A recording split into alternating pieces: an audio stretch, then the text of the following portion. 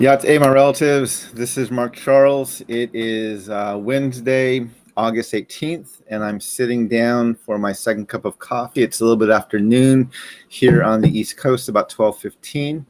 And I want to just talk a few things about what's been going on in our world for the past few days and try to offer some perspective on the challenges that we're facing as a nation. But before I begin, let me do as I always do, which is start by acknowledging that I'm speaking to you from what's now known as Washington, D.C., and that these are the traditional lands of the Piscataway. And I want to thank the Piscataway for being the host people of these lands, and I want to honor them for their stewardship of these lands. So, Ahiahat, my Piscataway relatives, I am very humbled and honored to be living on these lands today. First I want to start with a story that I was following in Colorado. I haven't talked or tweeted about it yet, but I'm going to put it into the comment section. And it was in Indian country today, but it's also got a little bit of coverage in some broader, more national news. But apparently yesterday, that was the YouTube video, not the, let me do this one more time. So here we go. So apparently yesterday in Colorado, the governor of Colorado rescinded an order given by the territorial governor in 1864 that called for the killing of Native Americans and stealing their land. The article, which ran in Indian Country Today, states that the 1864 order by Colorado's second territorial governor, John Evans, would eventually lead to the Sand Creek Massacre, one of Colorado's darkest and most fraught historic moments. The brutal assault left more than 200 Cheyenne and Arapaho people, mostly women and children and elderly people, dead. And yesterday, the governor of Colorado officially rescinded that order. The article went on to state that this order never became fully law, as it was illegal and against the Constitution of the state. But anyway, it was rescinded yesterday. And there was a ceremony that took place in Colorado. It was the governor, Jared Polis, who is the governor of Colorado, who did that yesterday. And I struggle to know how to respond to this, right? Because on one hand, you want to say, this is great news. I'm so grateful this is happening. And you want to give kudos to Governor Polis and others. And thank you for doing this, blah, blah, blah. But, right, if we're congratulating people for rescinding orders that call for the genocide and ethnic cleansing of another group of people, a genocide and ethnic cleansing that took place, how unbelievably low is our bar, right? If this is what it means to be a good governor, to be a good American citizen, is we rescind the orders that we've already enacted and have already gain the fruits from. And now we want you to congratulate us for 200 years later, or 150 years later, for taking them off the books. And it's like, no, I don't think you get a congratulations for that. It's about time. This should have happened a long time ago.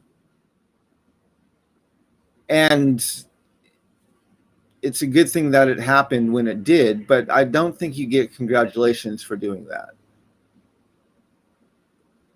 Again, this is how unbelievably low our bar is not only did white Americans brutally ethnically cleanse and commit genocide against Native peoples and steal our lands and kidnap African people and bring them here and enslave them to build up this nation. But now we have to congratulate white people for ceremonially hundreds of years later saying, oh yeah, that was bad and we shouldn't have. Not even we shouldn't have done that, because they did it and they're still enjoying the fruits of those things. But that's how broken our country is white America wants to be congratulated for ceasing, and I'm going to not even say all these behaviors, some of these behaviors, right? Yes, we've ceased Indian massacres. We have not ceased stealing native lands and oppressing native peoples. We have not ceased those actions. In 2005, the Supreme Court, again, rules and references the doctrine of discovery as the basis for land titles and rights that essentially natives are savages and cannot rekindle embers of sovereignty over our own lands. Just a year ago, the U.S. Supreme Court states that whenever the U.S. Congress wants to, it can negate and pull out of treaties with native nations, and there's no consequence for that. Our 13th Amendment keeps enslavement constitutionally protected and legal within our prison system. And we use this today to remove the civil rights of people of color and of all of our citizens at the highest rate of any country in the world. And so, no, I'm not. Yes, it's good we took this bill off the books. Yes, it's good we've acknowledged this. You don't get a congratulations. The bar is not that unbelievably low. And so I want to use that moment to basically to call attention to the fact that, yeah, a horrific massacre took place in Colorado, one of many that took place around the country. And to this day, Colorado enjoys the fruits of that massacre, right? Denver sits where it sits. The state has become established as a state because that massacre took place, and the Cheyenne Arapaho were moved out of Colorado and into a reservation in Oklahoma and in Wyoming. So they're still enjoying the fruits of that massacre. They've acknowledged it might not have been a good idea, and they're taking some of the record of the bills off of their books, but they're still enjoying the fruits of it. So we need to make sure, white America, that we do not let you get congratulations for just being human. That's not what we do here. Anyway, that's one thing I wanted to point out. And the link I put into the article are into the comments, so you can read it yourself. Was published in Indian Country Today. It was written by the Associated Press.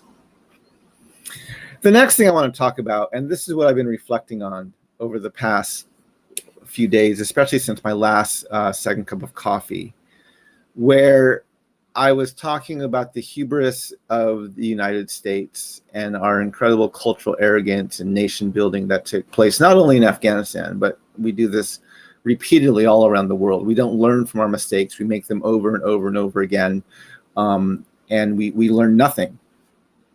And I've been reflecting on this, and I watched President Biden's remarks about Afghanistan, and as I stated, I was quite positive he would not apologize to the Afghan people for what our nation did to them, not only over the past 20 years, but even long before that. And of course, none of the other presidents joined him in that apology. And in fact, he doubled down on his decision and said it was absolutely the right decision. He would do it again, and then blamed the Afghan people for apparently not being ready or sophisticated or even desirous enough to fight the Taliban.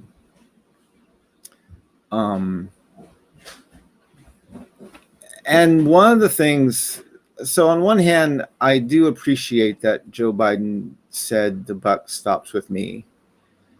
I'm disappointed he used that to then paint the Afghan people as people who don't care about their own freedom or who are unwilling or cowards to fight for their own freedom.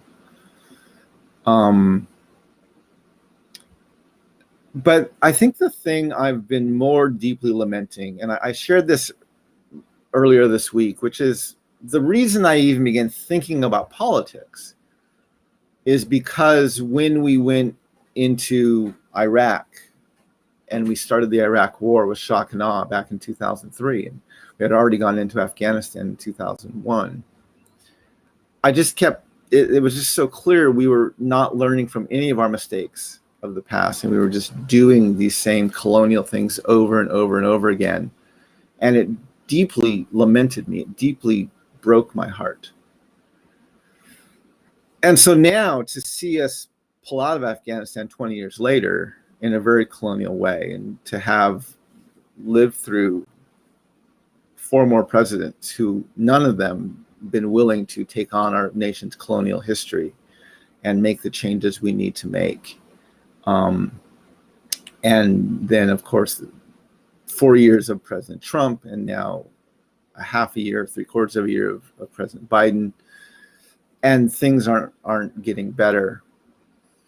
But I want to help you understand how deeply and ingrained and foundational is our colonialism that we literally can't help ourselves from behaving any differently than we are behaving, right? Let's go back to the 2020 election, where Joe Biden's 100-day plan for his first 100 days in office was to get 100 million shots into arms of US citizens.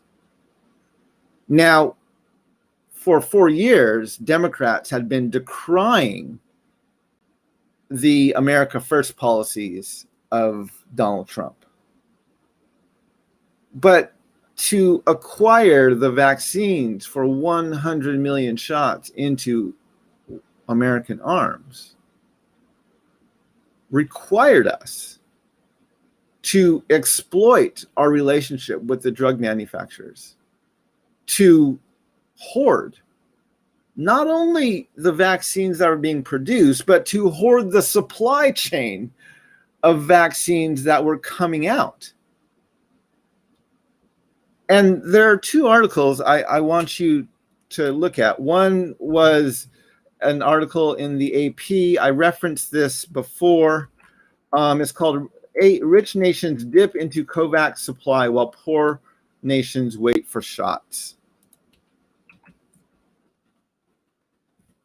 And this article stated that an international system to share coronavirus vaccine was supposed to guarantee that low and middle income countries would get doses without being last in line and at the mercy of unreliable donations coming from rich countries like us. It hasn't worked out that way. In June alone, the initiative known as COVAX sent some 530,000 doses to Britain, more than double the amount sent that month to the entire continent of Africa. And the article just goes on to expand on how rich Western nations have exploited their contracts and their money and their leverage to even take doses out of the COVAX supply chain, so that it's not available even there for some of these other nations to get the vaccine. And then there was an article in the Washington Post, and this was a few weeks ago. This was in July. And this article is titled, Millions of Vaccines Are About to Expire. The U.S. might just let them go to waste. And this highlights how, and not only was this in danger of happening, but this has happened, right? We are literally wasting tens of thousands, if not even millions of doses of vaccine because they're sitting in different states around the country, and we can't pay Americans enough to take the vaccine. And so they're going to waste. Meanwhile, there are many nations and billions of people all around the globe who would love to have a dose of a vaccine, and there are none available. And so again, we have to remember that this promise that Joe Biden made to get 100 million shots in arms, and then I think he upped it to 200 million in his first 100 days in office. This required, to keep that promise, required our nation to exploit our colonial roots. That's the only way that was ever going to happen, is if we acted colonial and we acted with this blatant America First policy. And yes, we will donate out of the goodness of our hearts a few 100,000 doses, maybe even a few million doses. But first, we're going to make sure that we are okay.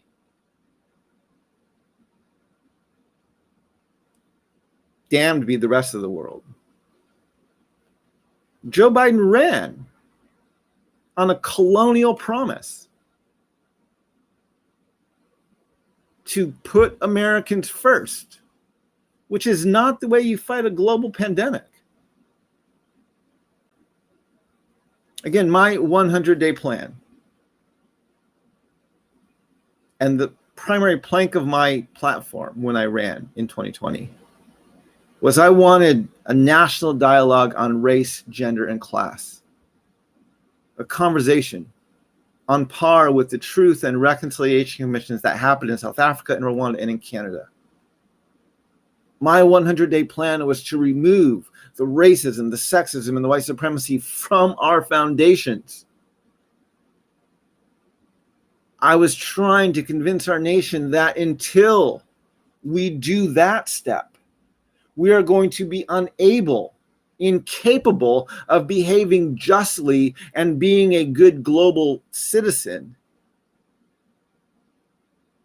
around the world. I explained to Bernie Sanders supporters after he dropped out of the race, and many of them were looking at my campaign, and I said, Bernie has some good ideas, but he doesn't get race. And if he somehow got elected and somehow was able to drive Medicare for all down the throats of the Republicans because of our foundations, white men in America would have this fantastic access to health care, and everybody else would get a much less cohesive and comprehensive plan. Because our system is designed to center, to protect, to prop up white landowning men. It was not designed to care for Native Americans, African Americans, people of color, women.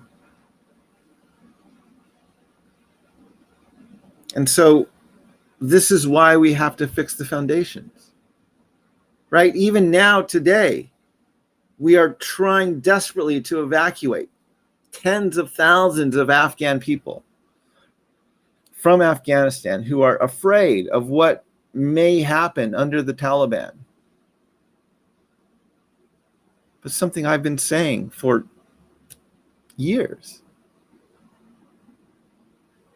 is without Native Americans at the table, the United States of America is incapable of comprehensively and justly reforming or even enacting immigration law. Doesn't matter if you're building a fence to keep people out or fighting your heart out to let people in. If Native peoples are not at the center of your dialogue, you don't have the integrity to do either. So now we're bringing in, and again, I'm not even saying this isn't necessary, even humane, but we are just reinforcing this mentality that this nation has the authority to allow people into this country. It doesn't. There's no treaty. There's the U.S. doesn't honor its treaties with Native peoples.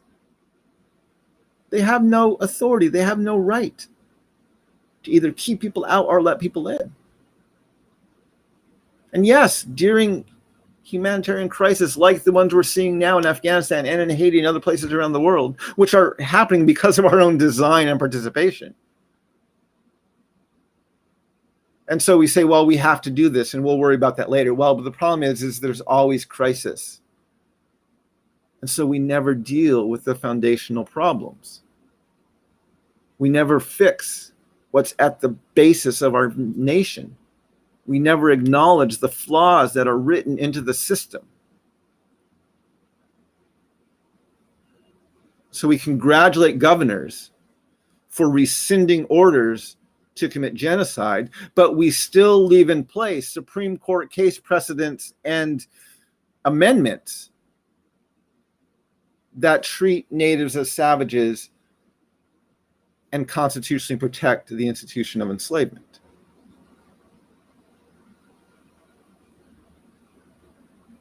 Both sides stand up and scream, we have to let those refugees rot in Afghanistan, or we have to open the doors and let them in. But neither side is bringing natives to the table so we can actually have comprehensive and just immigration reform and laws. We're talking about giving booster shots to our citizens when most of the world hasn't even gotten their first shot.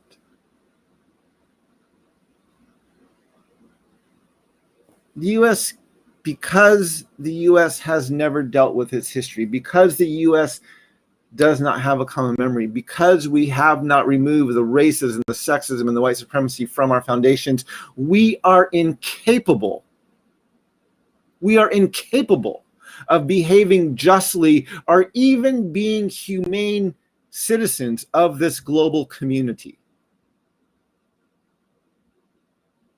Because our foundations, we require us, demand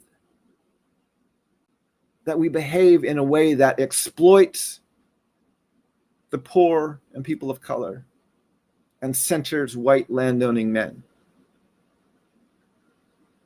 And so if you're wondering why we keep making the same mistakes over and over and over and over again, it's because we keep electing white landowning men to power. We have some vain hope that the Democratic Party or the Republican Party actually cares. We don't acknowledge that both sides are set up to maintain the status quo.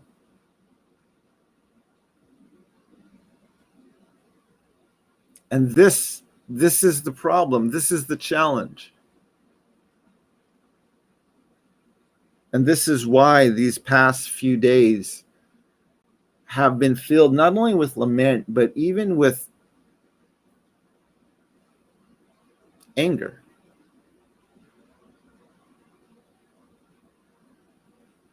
Because when things like this happen, everyone says, why do we keep making the same mistakes over and over and over again?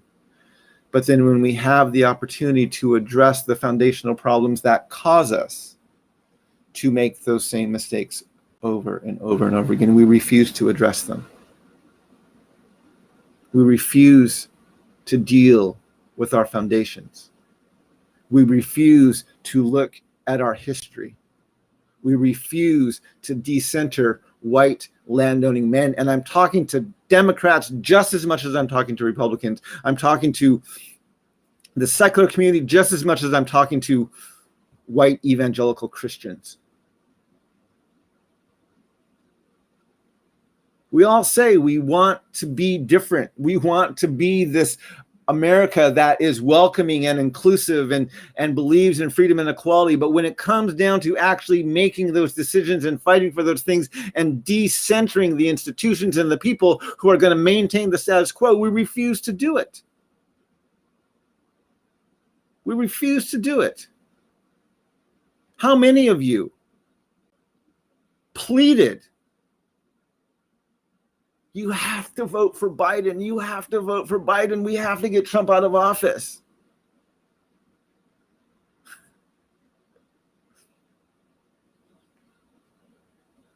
Meanwhile, Biden's running on a very colonial platform. Not only is he saying we're going to put 100 million shots in arms in the first 100 days, which again requires us to be colonial, but he's saying let's restore the soul of America.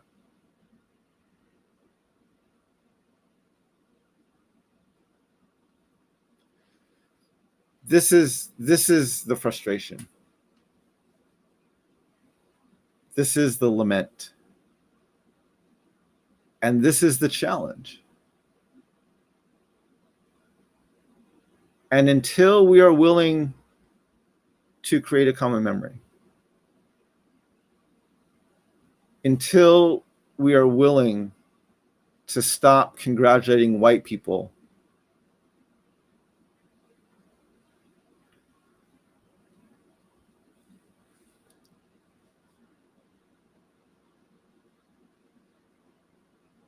for behaviors that are so abhorrent and evil that it would be assumed we would rescind them, not congratulated. Until we start acknowledging that we are members of a global community,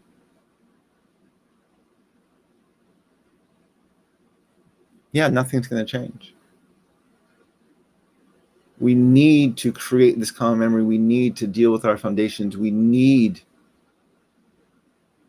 to look at what we're standing on. And until we are willing to do it, we will continue to make the same mistakes over and over and over and over again.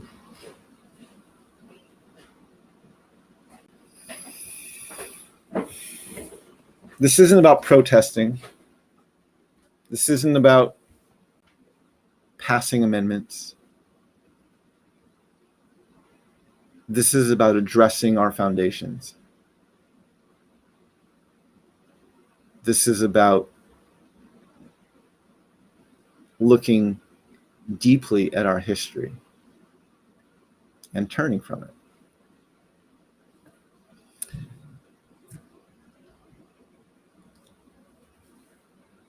This is, I wanted just to share a few of these thoughts today because we need to acknowledge we can't get dragged into the partisan screaming and bickering that CNN and Fox News are begging us to engage in. Remember, I watched some of the analysis after Joe Biden's speech on CNN, and they're just as nauseating as Fox News. And one of the reporters was talking about how these Afghan people were distraught because they were being robbed of their American dream.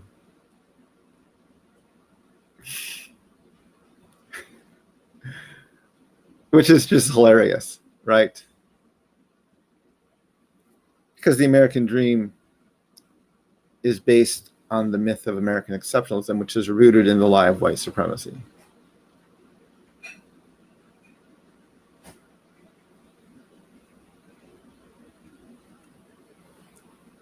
Anyway, I hope these thoughts help you make some sense of what's going on.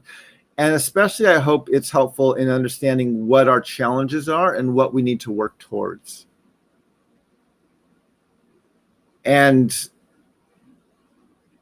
we need to work towards addressing our foundations. Protesting Joe Biden isn't going to fix our problems. Protesting Donald Trump isn't going to fix our problems. Screaming about President Obama or screaming about George Bush is not going to fix our problems. Those four men in partnership as presidents of the United States of America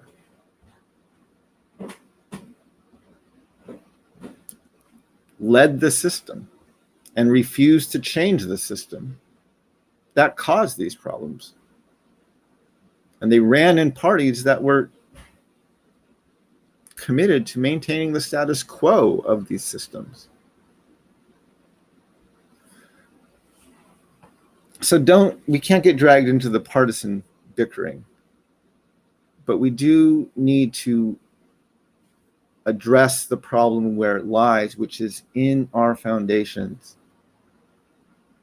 And that's what I'm continuing to call for. That's what I'm continuing to work towards. That's what I'm continuing to wrestle with.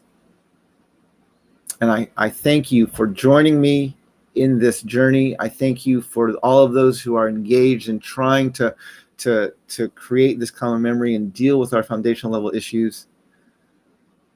And I want to encourage you, but also challenge you to keep our focus on the right pressure points and not get distracted into the partisan bickering that the media and even the politicians would rather we engage in. I hope this is helpful, my relatives. Ahiya for joining me today. Walk in beauty, and may we learn how to walk in beauty together. Hakonet.